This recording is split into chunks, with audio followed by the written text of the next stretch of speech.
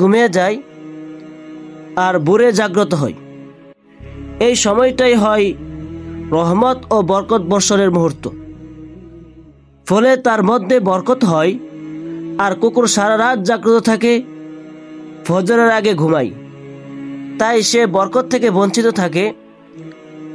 একটু চিন্তার বিষয়, নবীজি সাল্লাল্লাহু আলাইহি ওয়াসাল্লামের সুন্নত হলো এশার নামাজ পড়ে ঘুমিয়ে যাওয়া, শেষ সাথে জাগ্রত হয়ে তাহাজ্জুদ পড়া। কেননা আল্লাহ রাতের শেষ তৃতীয়াংশে প্রথম আসমানে নেমে আসে, বান্দাদেরকে দোয়া করার জন্য, ক্ষমা চাওয়ার জন্য ডাকতে থাকেন। আর আমরা সারা রাত মোবাইলে, ইন্টারনেটে, হারাম কাজে ব্যস্ত থেকে ঠিক এই সময়ে ঘুমিয়ে পড়ি, আর ফজরের তো খবরই নেই। আমাদের মধ্যে এমন অনেকেই আছে যারা যখন শুনেন মসজিদের ফজরের আজান হচ্ছে, ঠিক তখনই তারা ঘুমাতে যান। তাদের মনে হয়, হাই রে, ঘুমের সময় হয়ে গেছে।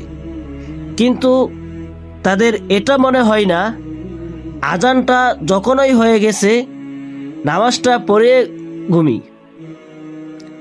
অথচ রাসূল সাল্লাল্লাহু আলাইহি ওয়াসাল্লাম বলেন, ফজরের কেবল 2 রাকাত সুন্নত সালাত